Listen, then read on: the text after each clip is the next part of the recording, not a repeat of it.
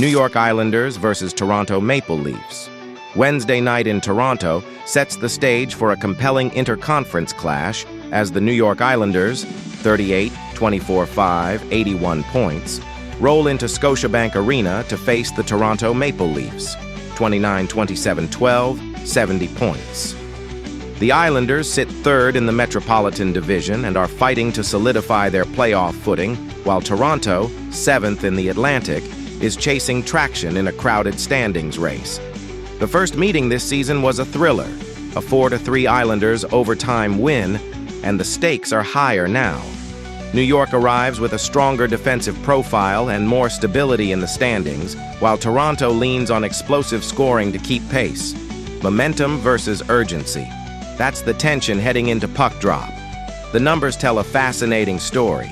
Toronto owns the higher scoring average at 3.15 goals per game, fueled by the electric production of William Nylander, whose 63 points lead the team with 23 goals and 40 assists. Austin Matthews drives the finishing touch with 27 goals, while John Tavares and Matthew Knies add depth behind the top line. New York counters with balance and discipline. Matthew Barzal leads the Islanders with 60 points and 42 assists, orchestrating the attack, while Bo Horvat delivers the finishing punch with 28 goals. Defensively, Simon Holmstrom's +15 rating and the steady blue line work of Matthew Schaefer help stabilize the Islanders' structure. In goal, the Islanders carry a clear statistical edge. Ilya Sorokin anchors the crease with 24 wins, a 2.52 goals against average, and a .913 save percentage, stopping 1,080 shots this season. David Riddick has backed him up effectively with a .899 save percentage. Toronto's tandem has been more turbulent. Joseph Woll leads the Leafs with 14 wins and a 3.08 GAA, posting a .906 save percentage across 856 saves, while Anthony Stolarz sits at a 3.34 GAA. Team defense reflects that difference. New York allows just 2.78 goals per game compared to Toronto's 3.44.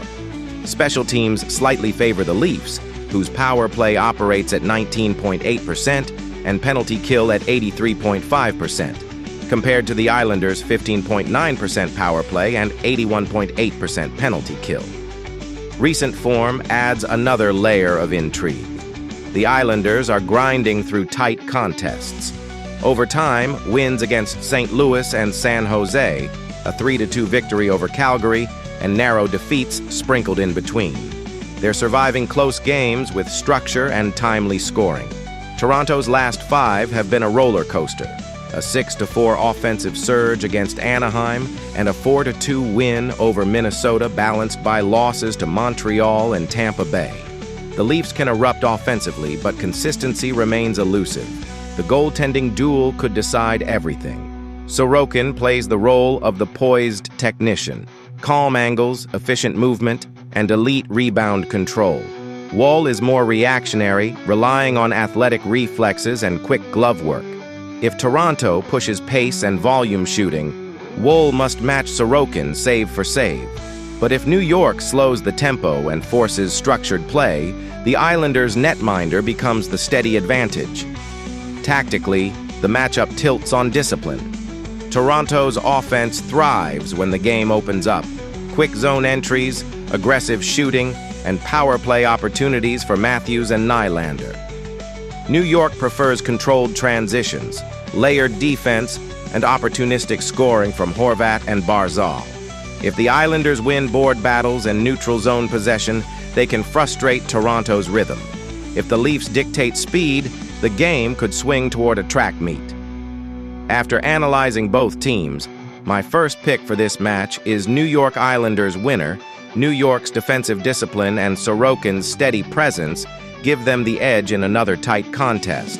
Toronto will generate chances, their firepower guarantees it. But the Islanders' structure, goaltending composure, and ability to close out close games should be enough to steal another one in the season series. Puck drop promises drama, but the Islanders look built to survive it. My second pick for this match is total over 5.5.